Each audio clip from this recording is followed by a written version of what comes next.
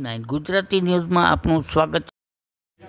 હાલમાં ચાલી રહેલા માર્ચ મહિનાના હિસાબે કામરેજ ગ્રામ પંચાયત દ્વારા મિલકત ધારકોને બાકી રહેલા ભરપાઈ કરવાના વેરાના હિસાબે તમામને 2 મહિના પહેલાં અગાઉથી નોટિસ પાઠવી હતી કે તેઓ અર્જન્ટ પોતાની મિલકતનો વેરો તાત્કાલિક ભરી જવા વિનંતી કરી હતી અને જેટલી મિલકતોમાં વેરો બાકી હતો તમામને નોટિસો 2 વખત પાઠવી હતી।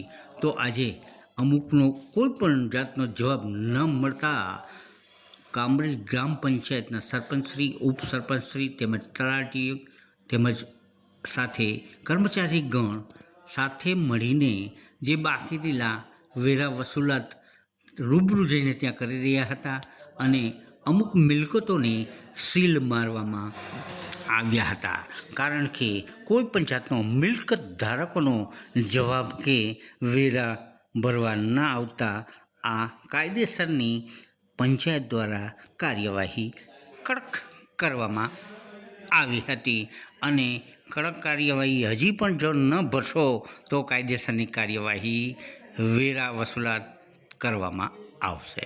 તો આવો જોઈએ પંચાયતની સીલની કામગીરી, સાથે સાથે સરપંચશ્રી તેમજ તલાટીએ શું માહિતી આપી આના વિશે તે જાણીએ। આપનો કાકુ ગ્રામ પંચાયત કામરેજ દ્વારા પ્રોપર્ટી ધારકોને અવારનવાર માંગણા અને નોટિસો બજાવવા છતાં પણ વેરા ન ભરવાથી વેરા વસૂલાતની કામગીરી, સીલ મારવાની કામગીરી શરૂ કરવામાં આવી છે। અગાઉના સમયમાં પણ જો ન ભરવામાં આવશે તો દંડની કાર્યવાહી કરવામાં આવશે। જે બાકી હશે, જેના મોટા વેરા બાકી છે તેમને જપ્ત થશે। આગળના પગલામાં સીલની કાર્યવાહી અને મોટા પાયે દંડ શરૂ થશે। કોણ કોણ સાથે છે તમારી સાથે આ કાર્યમાં? સાથે અત્યારે છે ડેપ્યુટી સરપંચ છે, તલાટીશ્રી છે અને નિલેશભાઈ તલાટી।